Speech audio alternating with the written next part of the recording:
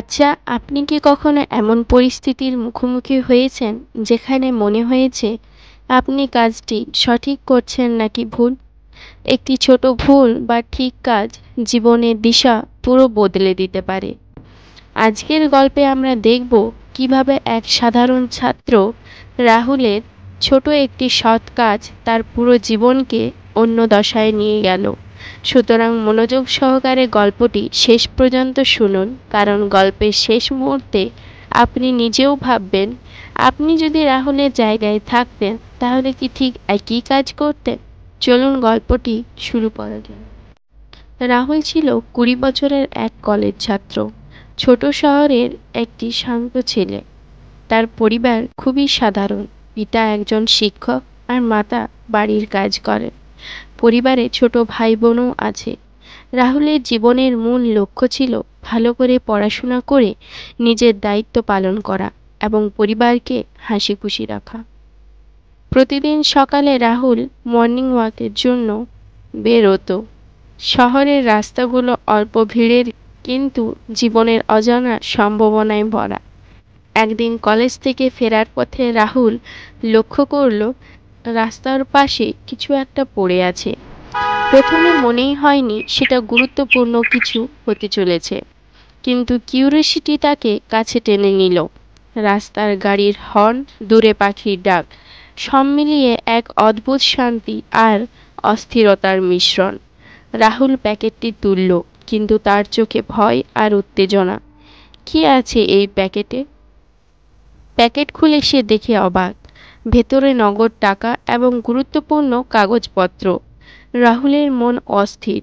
সে জানত এই প্যাকেট হারানো হলে কারো জীবন বিপদে পড়তে পারে, কিন্তু কেউ দেখছে না, তাই টেম্পটেশন হলো কিছুটা নিলে তো কেউ জানতেও পারবে না। রাহুলের মাথার ভেতর নানা চিন্তা ঘুরতে লাগলো।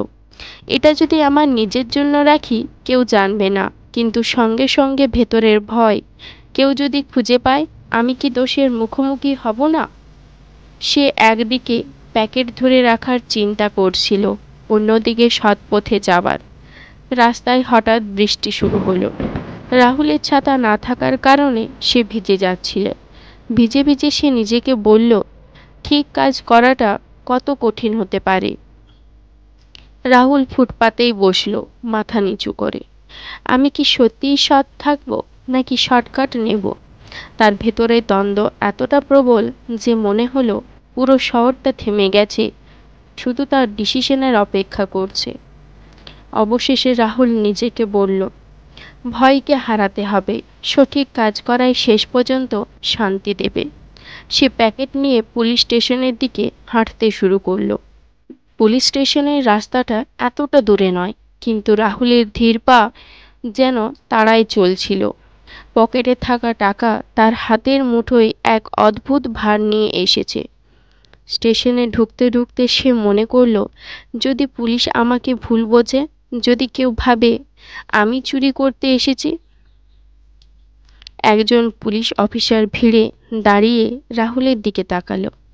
রাহুল বলল, স্যার, আমি রাস্তার পাশে একটি প্যাকেট পেয়েছি। মনে হলো এটা আপনার কাছে দেওয়াই উচিত।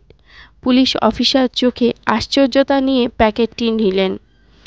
ধন্যবাদ, তুমি সত্যিই সৎ ও দায়িত্বশীল। এটি খুব গুরুত্বপূর্ণ কাগজপত্র। তুমি আজকের দিনে অনেকের জন্য উদাহরণ হয়ে গেলে। রাহুলের ভেতরে এক বিশাল শান্তি ঢেউ খেলল। সে বুঝল সত্যের পথই সবচেয়ে শক্তিশালী। পরের দিন রাহুল কলেজে গেলে দেখতে পেল কলেজের নোটিশ বোর্ডে লেখা, যে ছাত্র পুলিশ স্টেশনে প্যাকেট ফিরিয়ে দিয়েছে তাকে আমরা বিশেষ ধন্যবাদ জানাচ্ছি। তার সাহসী ও সৎ কাজের জন্য আমরা একটি ছোট স্কলারশিপ প্রদান করছি।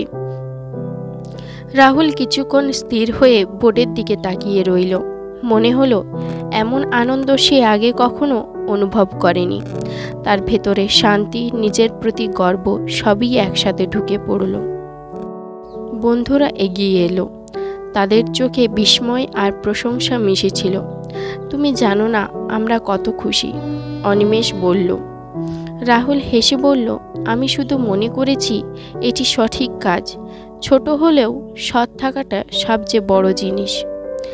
এদিন থেকে রাহুল বুঝতে পারল তার প্রতিটি ছোট সৎ কাজই তার চারপাশের মানুষকে প্রভাবিত করতে পারে।